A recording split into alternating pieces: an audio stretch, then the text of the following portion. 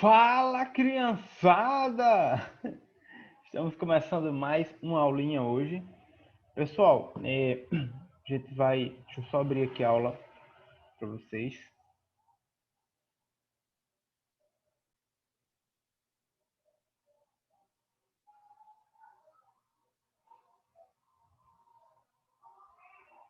Pronto, então vamos dar continuidade, né? Pessoal, transformações do trabalho. Então, as últimas aulas a gente vem estudando a respeito da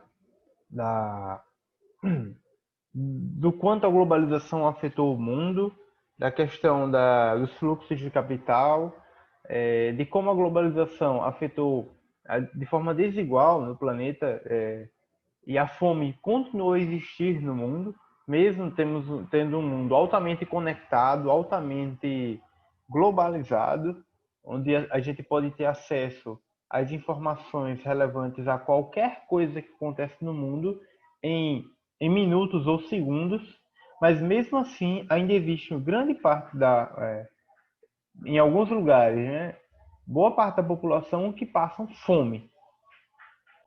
Então, veja, estudamos recentemente que, por exemplo, né, no continente africano, 20% da população mundial que enfrenta problema de fome reside no continente africano. Mas no continente americano, na Europa, na Ásia, também existe inúmeras pessoas que padecem de fome. E a gente viu o que era fome, o que era desnutrição e subnutrição. A gente viu que fome é um estado de ausência, né, de alimento durante um período de tempo ou um alimento que não possa suprir as necessidades básicas do corpo, a necessidade nutricional do corpo. Então, infelizmente, são condições adversas, né? Também vimos que a desnutrição é quando o corpo ele não consegue absorver alimento necessário. A subnutrição é a falta de alimento durante certo período de tempo. Alimento nutritivo, no caso, né? O alimento, mesmo que ele tenha acesso ao alimento, na verdade, ele tem acesso ao alimento, mas esse alimento não é nutritivo o suficiente para as necessidades básicas do corpo. E quando isso ocorre durante um período de tempo específico, isso se torna, é considerado fome, né? Então, recentemente estudamos como a industrialização transformou o espaço, como eu mencionei, com a questão da urbanização, que desencadeou o processo de urbanização, né? A industrialização, e transformou a sociedade com esse processo, além do comércio mundial e da desigualdade e fome, né? Que foram fatores que também mudaram a sociedade como um todo e o espaço geográfico. E hoje nós vamos analisar como a industrialização mudou o trabalho. Então veja, já estudamos como ele mudou o espaço e a sociedade a partir da urbanização, que foi resultado da industrialização, a partir do comércio mundial, que foi resultado da industrialização, e a desigualdade e fome que se ampliaram. Existia, mas se ampliaram devido à fome, devido à industrialização. E hoje a gente vai analisar um outro aspecto de como a industrialização mudou o mundo. Então veja como o processo de industrialização afetou diversos campos do planeta, diversos campos da sociedade e dos aspectos geográficos e naturais. Então veja, a industrialização foi um marco para a humanidade. Então vamos analisar hoje como ela mudou o trabalho, tá? E como a expansão das máquinas marcou uma nova fase do capitalismo, que seria o capitalismo industrial.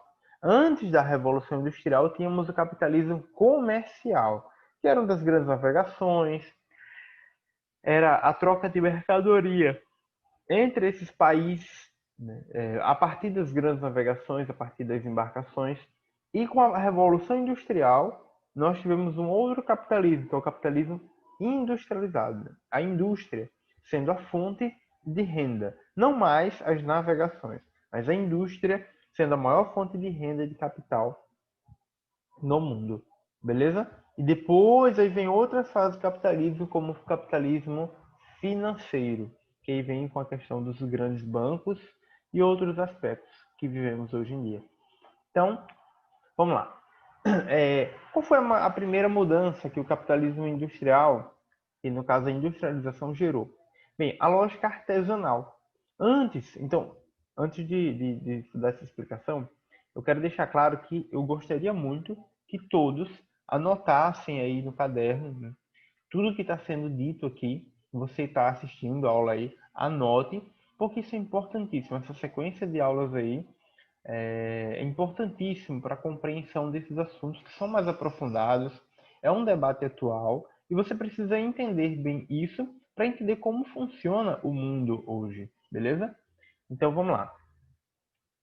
Acabou-se com a lógica artesanal. E o que era a lógica artesanal, professor? Bem, o artesão, então anota isso aí. O artesão, ele tinha pleno conhecimento de todas as etapas da produção. Ah, como assim? Ó, vamos lá. O cara construía um vaso. Então ele ia lá, às vezes até ele coletava a matéria-prima, né? O barro ou a argila. Ele fazia o molde, e depois ele, né, cozinhava botava no fogo aquele barro, o jarro, né, cru, para que o barro ou a argila endurecesse e virasse um jarro. Ou a mesma coisa seria com um filtro de barro, por exemplo, né? Só que daí isso deu lugar à produção em série. Então vamos lá.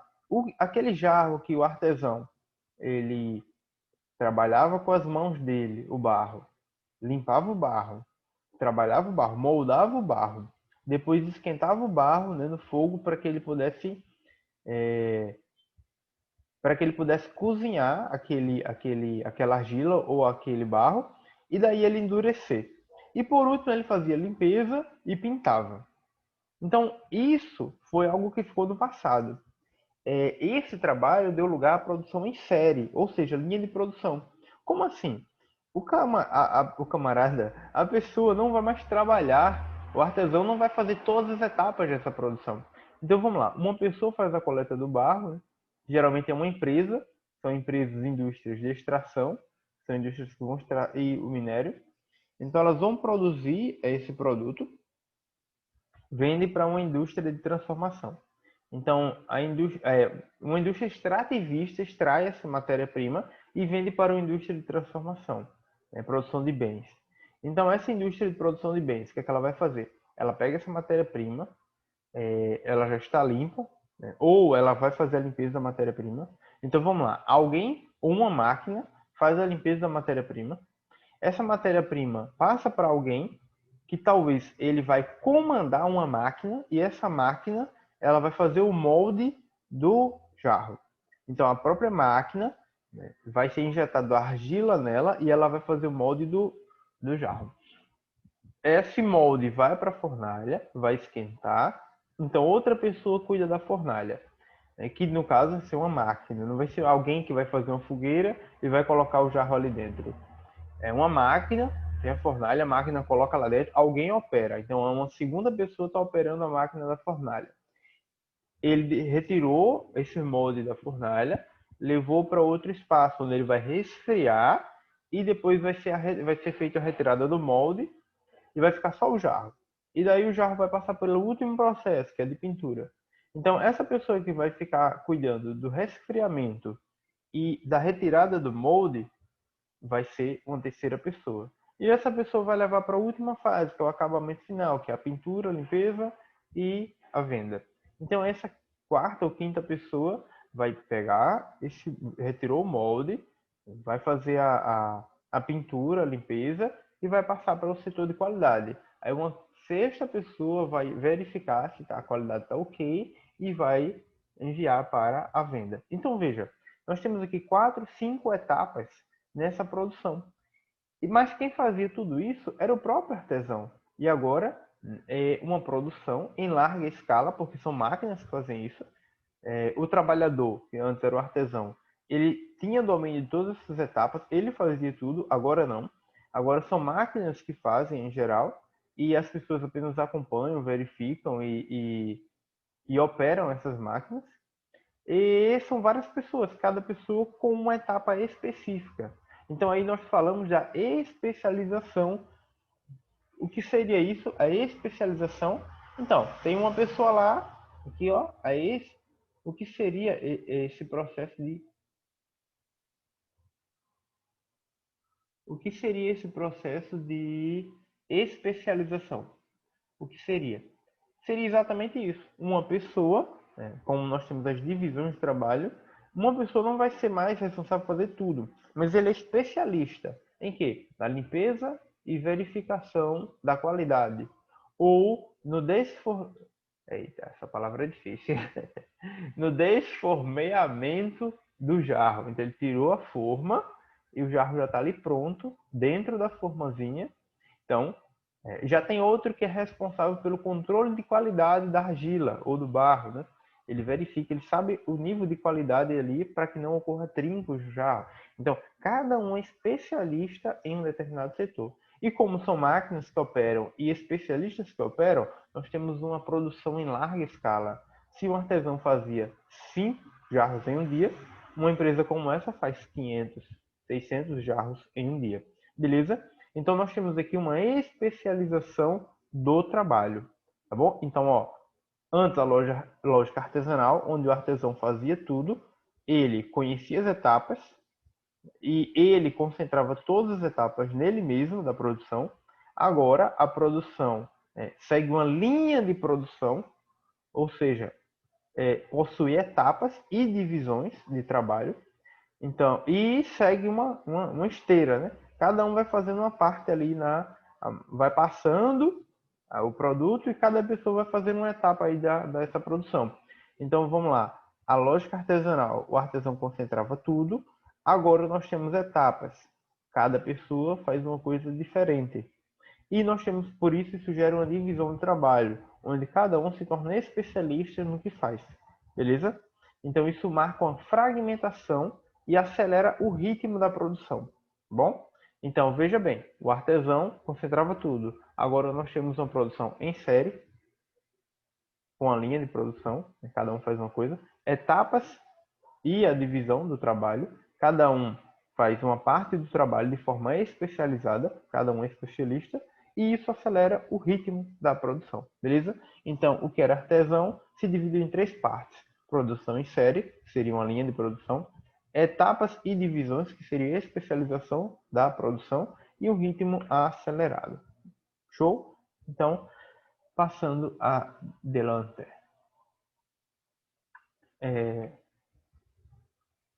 Então, aí nós temos aqui quadrinhos. Eu tentei resumir todo esse assunto aqui em alguns quadrinhos que vão gerando as etapas, o caminho que a transformação do trabalho gerou ao longo dos anos. Então vamos lá. A Revolução Industrial teve como base a produção de bens de consumo. Então veja, a base da produção industrial, existe indústria se não houver quem compre? Não, não existe.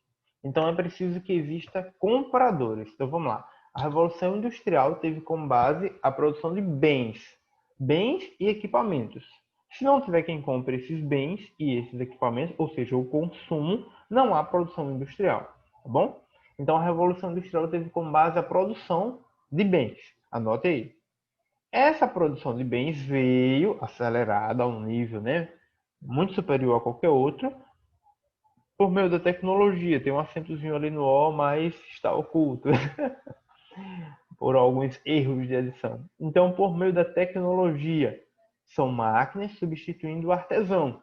Então, nesse caso, nós temos um aumento da produção de bens devido à melhoria da tecnologia, com máquinas substituindo o artesão, o ser humano. Linhas de produção, denominado Fordismo. O que é Fordismo? No início do século passado, 1900, um carinha chamado o fim de 1800 para início de 1900, se eu não me engano, a memória, mas está entre esse período. Dê uma pesquisada e veja qual foi a data específica. Mas Henry Ford, que era o dono da empresa Ford hoje, né, ele criou a lógica da linha de produção. Você tem uma linha onde cada pessoa faz um trabalho específico e isso acelera a produção.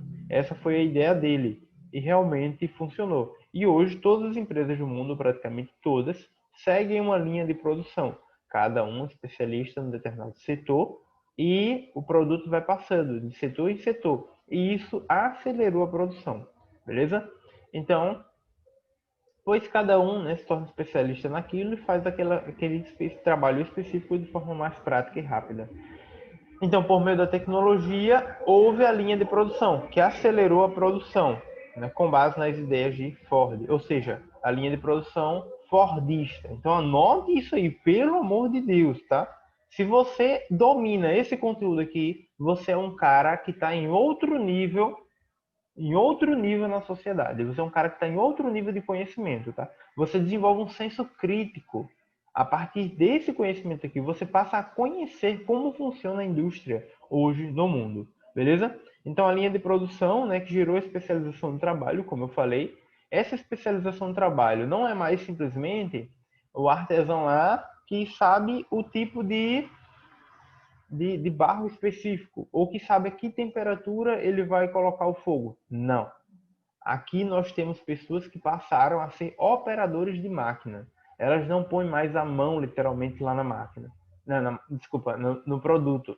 Em geral, grande parte das empresas, as pessoas operam máquinas e as máquinas fazem o trabalho, que seria o trabalho humano. A máquina faz, reduziu a quantidade de pessoas que iriam trabalhar e tornou o trabalhador um especialista. Por quê? Porque aquele trabalhador ele entende da máquina, ele sabe consertar a máquina, ele sabe o que é que está ocorrendo. Então, ele é um especialista em operar a máquina ou robôs, né? Máquinas robotizadas.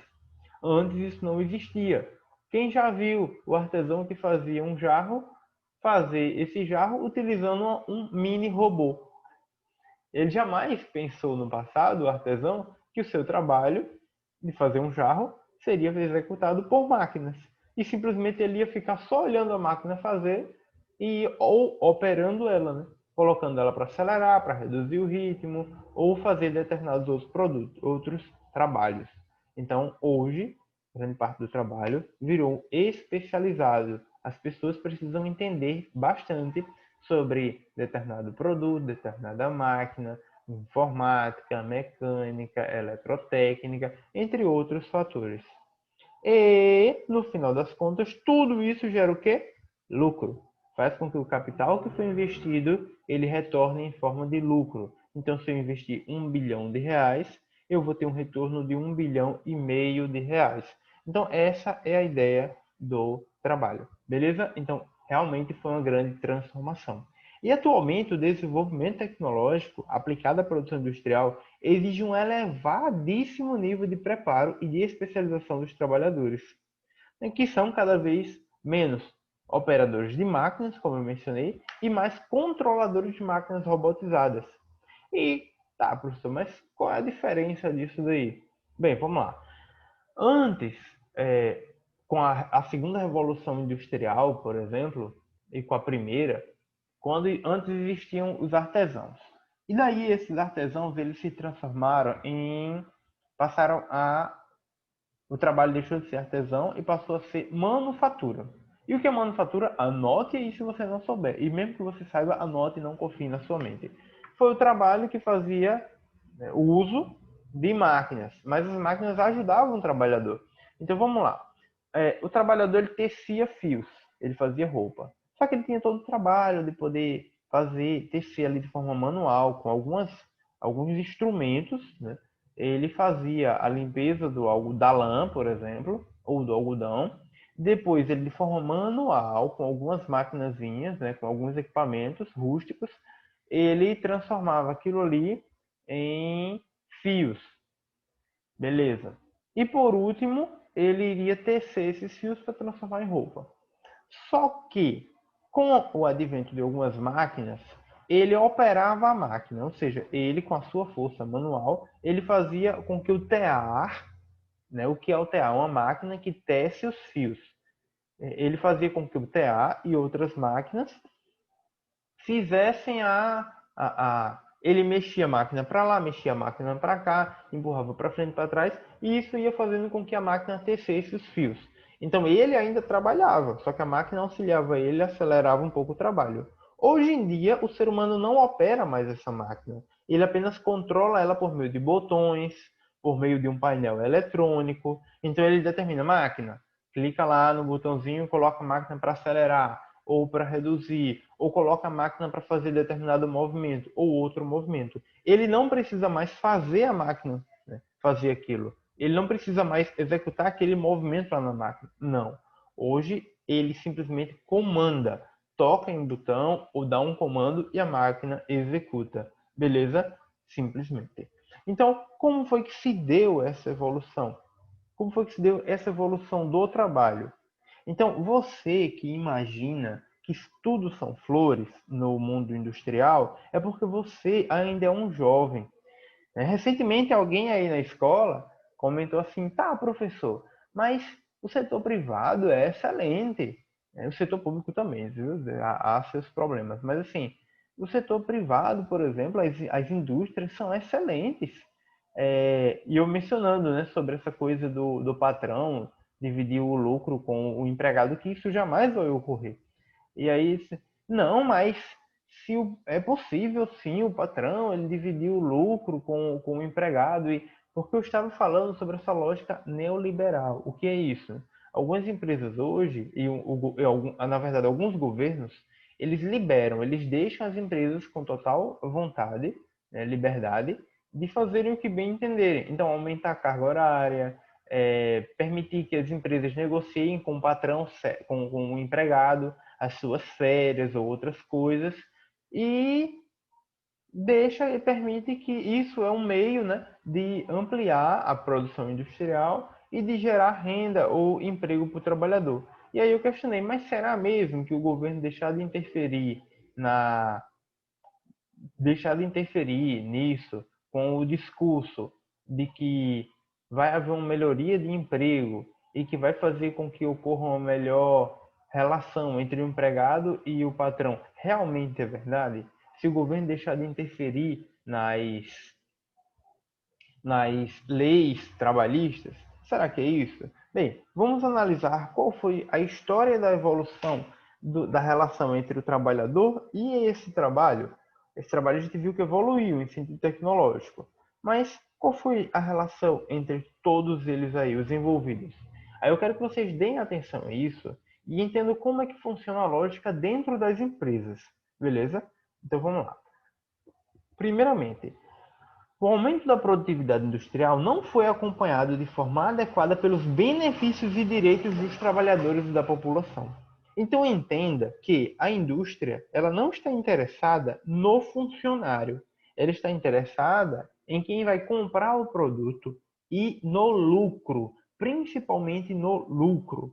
Como assim, professor? Vamos lá. Os direitos e benefícios que a sociedade, que os trabalhadores tinham, não foi concedido de forma ideal para esses trabalhadores e até hoje não é, beleza? Então você aí, né, seus 15, 16 anos, 14 anos, que acha que a indústria é uma coisa linda e maravilhosa de se ver, não é para o trabalhador de base, ou seja, o trabalhador peão que está ali dentro. Eu vou dar alguns exemplos. Vamos lá. A substituição da manufatura pela maquinofatura possibilitou a aceleração da produção industrial. Isso gerou enriquecimento de parte da população. Para aí. O que é a maquinofatura e manufatura? Manufatura, trabalho humano auxiliado por máquinas. Anota isso, eu já falei. Diferente do trabalho artesanal, que ele utilizava alguns instrumentos, mas o trabalho praticamente era todo braçal. E utilizava alguns instrumentos, como martelo, e outros instrumentos ali, mas não se compara a máquinas. Máquinas, na manufatura, auxiliava o trabalho humano, auxiliava.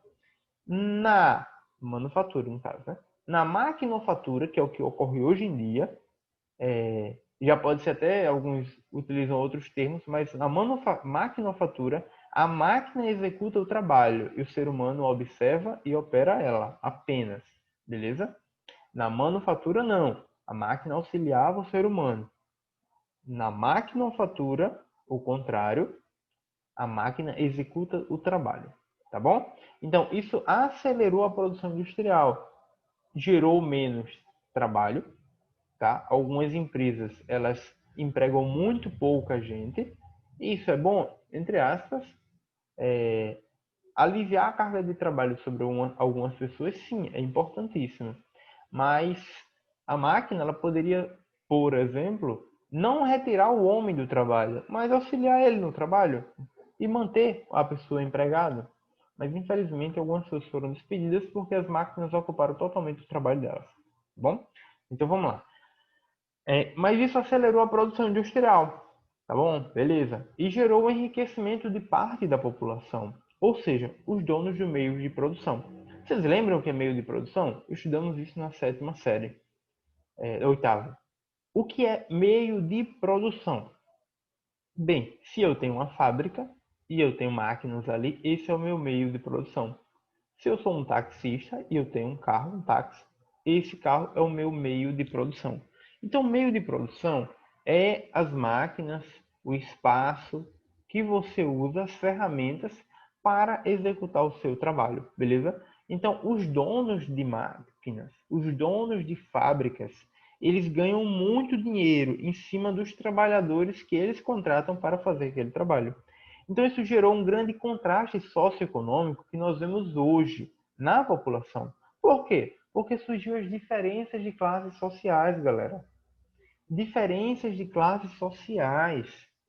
Ou seja, existem ricos e existem pobres. Existem pessoas muito pobres que são chamadas miseráveis. E existem as classes médias.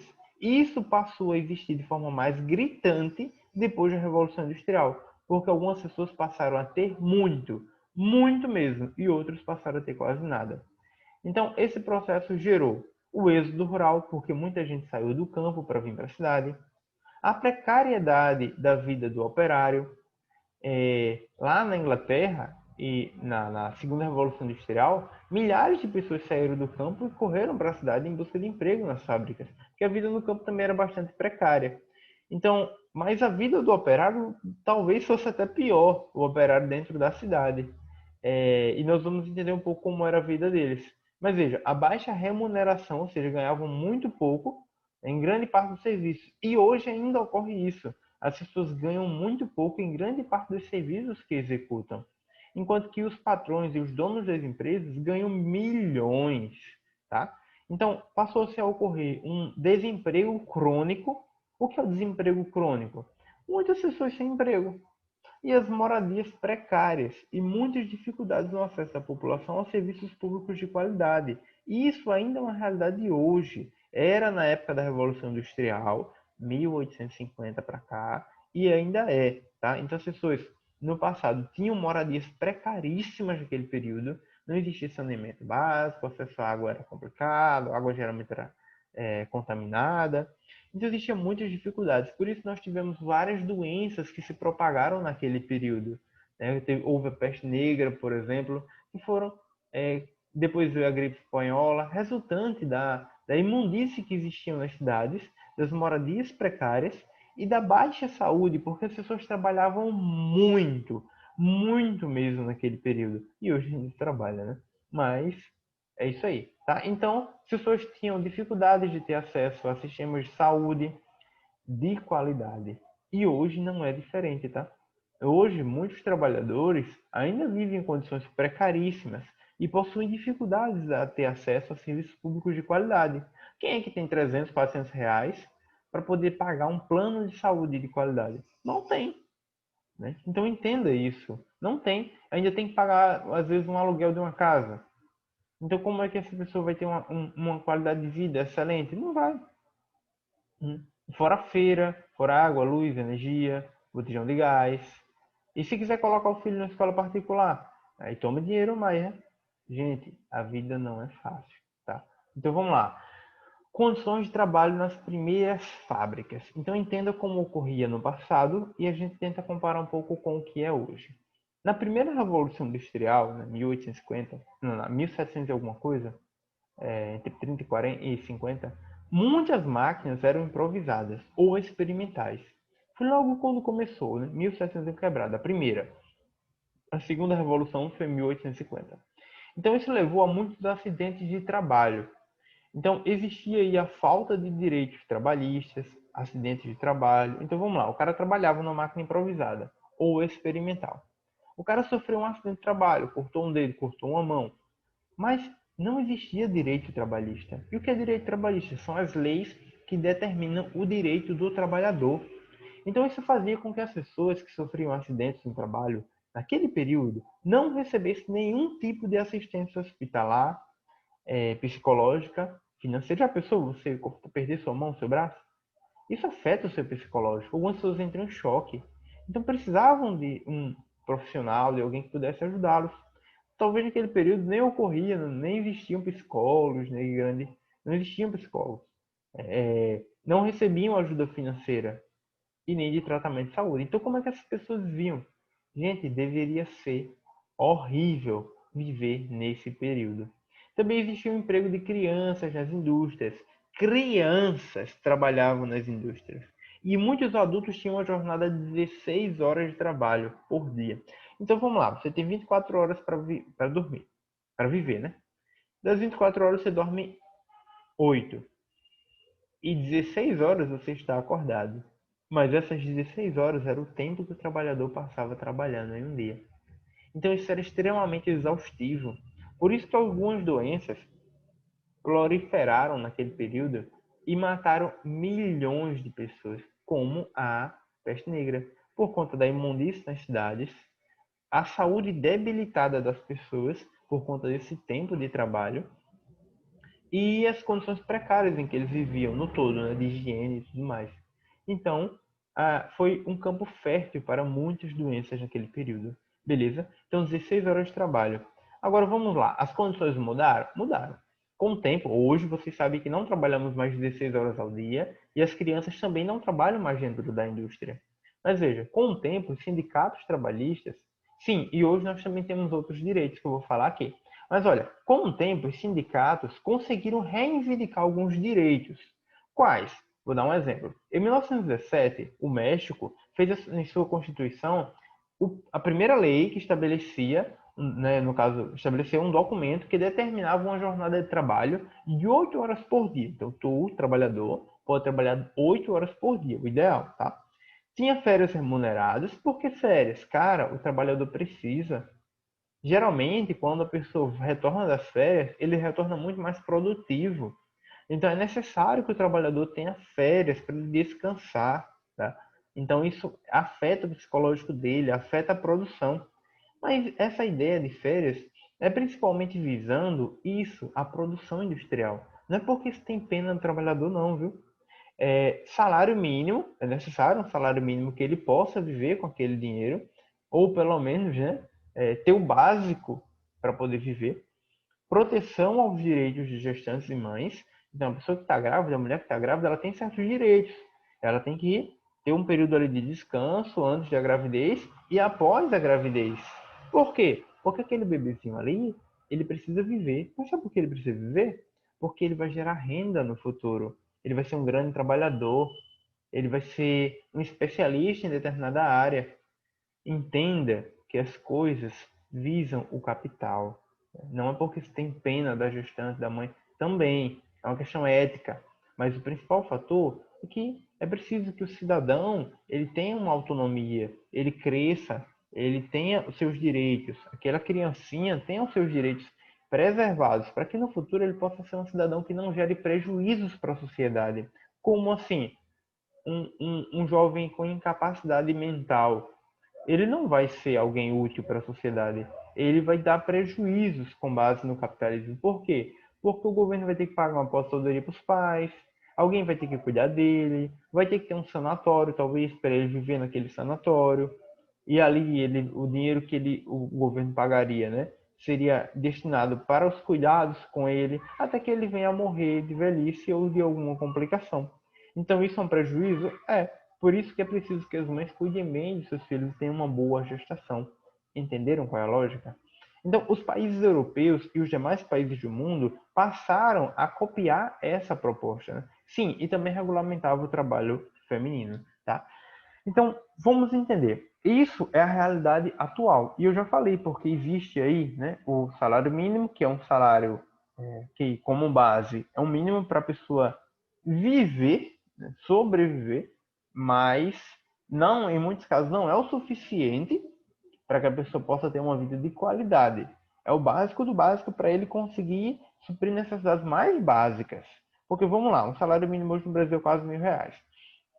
Então, um trabalhador com um filho, especificamente, atualmente, em algumas cidades, uma cesta básica, ou seja, a feira para um mês, é de mais ou menos R$ 600, R$ 650.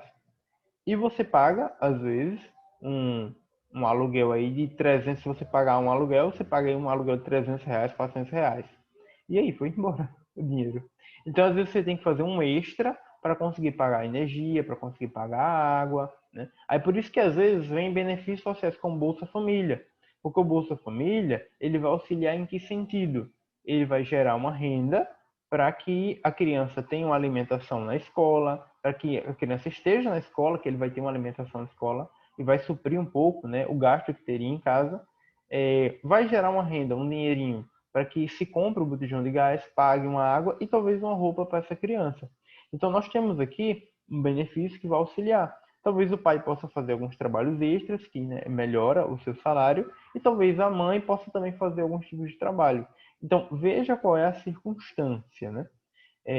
Então, o salário mínimo nem sempre ele é o suficiente para suprir as necessidades de uma família, né? E alguns acabam que tendo uma alimentação mais precária, como assim?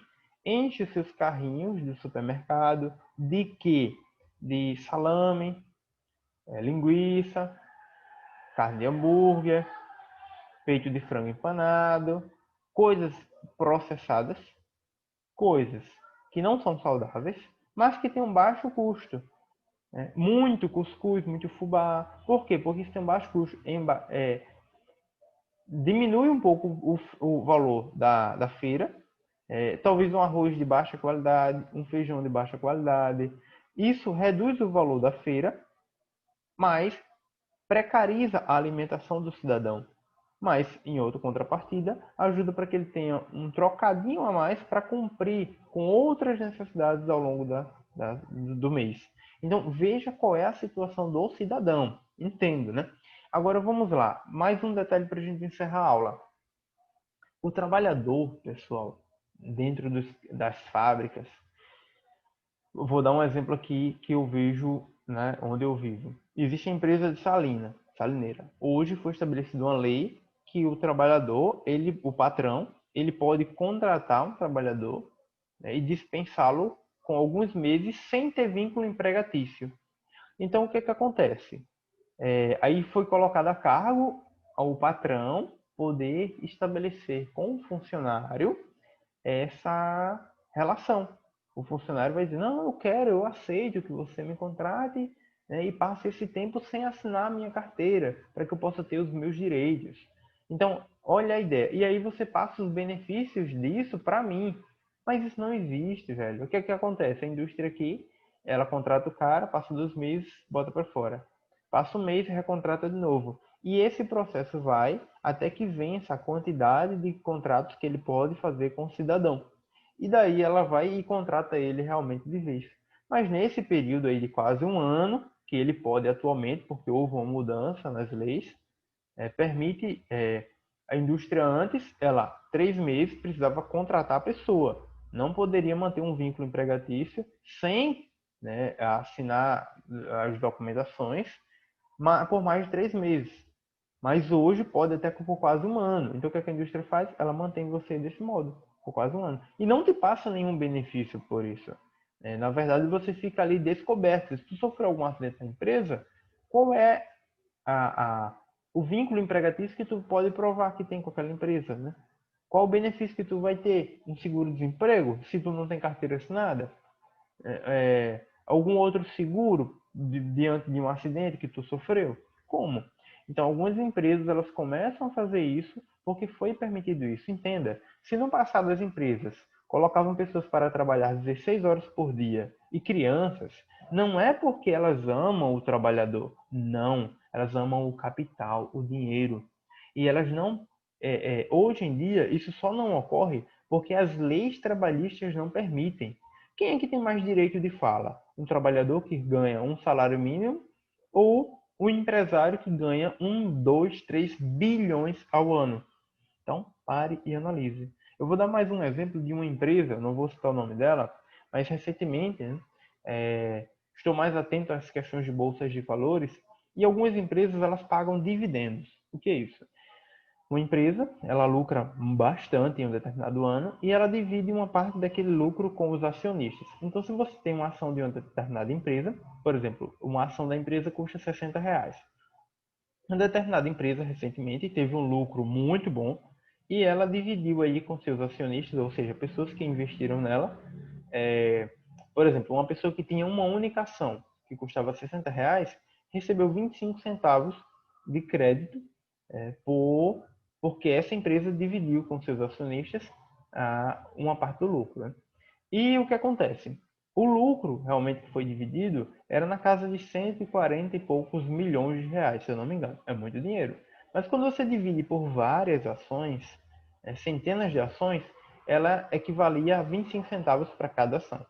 Mas eu te pergunto, esse valor, ele é relevante praticamente para os acionistas, mas ele é relevante para os funcionários.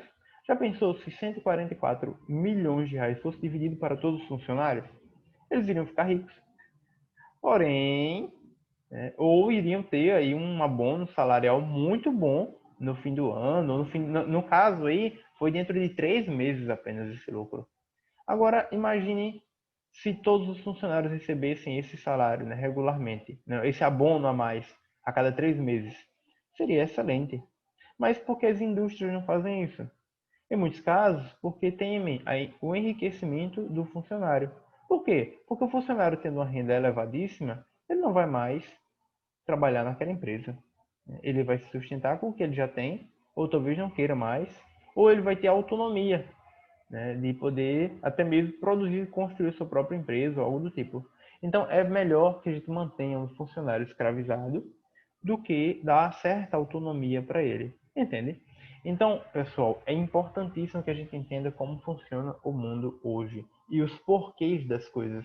Não acho que as indústrias elas são apenas as boazinhas da história. Entenda que a indústria é um mundo complexo, beleza? E no final das contas, apenas se visa o lucro, tá bom? Então, você é apenas um trabalhador. Valeu, galera. Espero que tenham entendido bem.